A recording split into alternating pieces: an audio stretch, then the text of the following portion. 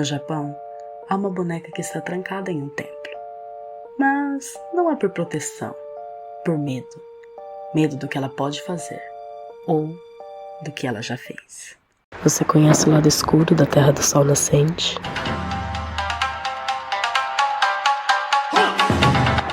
Pois eu vou te mostrar.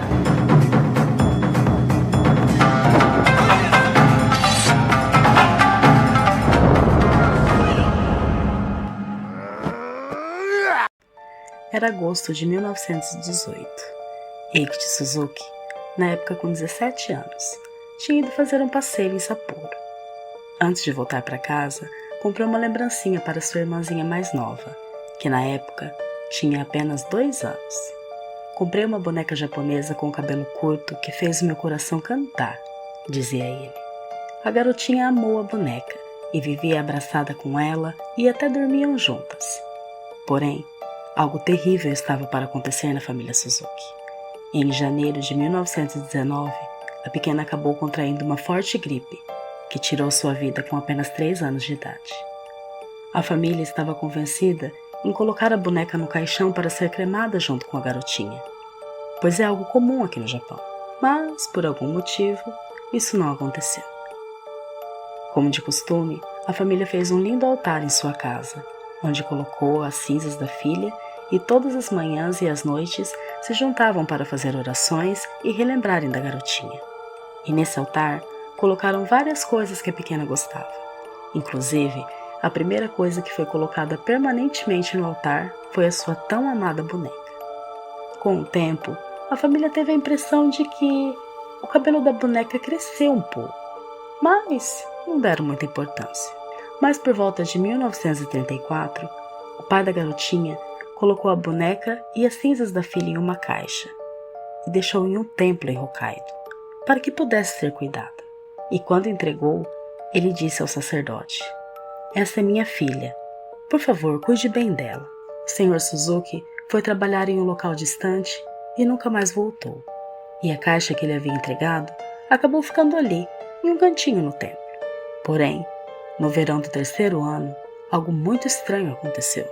O sacerdote teve por 2 noites seguidas um sonho com o Sr. Suzuki. Um sonho muito real, onde ele aparecia todo molhado, pedindo ao sacerdote que cortasse o cabelo de sua filha. Imediatamente, ele foi até a caixa para pegar a boneca. Porém, quando abriu a caixa, soltou um grito. O cabelo da boneca, que era curtinho, estava abaixo da cintura. A boneca tem cerca de 40 centímetros de altura. Seus olhos são extremamente misteriosos, negros e sem pupilas, preenchidos com algo que parece um vidro preto ou resina. Reflete bem fracamente a luz natural, criando uma sensação de medo em quem olha para ela. O cabelo foi cortado e desde então a boneca foi colocada oficialmente no salão principal do templo. E o seu cabelo continua a crescer.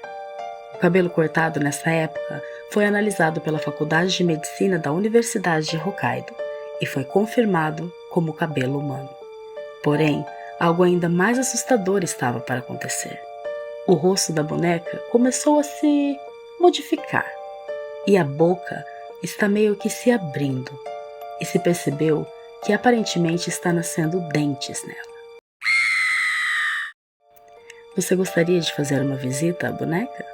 Pois saiba que ela se encontra até hoje no templo em Hokkaido, onde pode ser visitada, porém não fotografada, pois acredita-se que a boneca tem alma e seria um desrespeito filmá-la ou fotografá-la.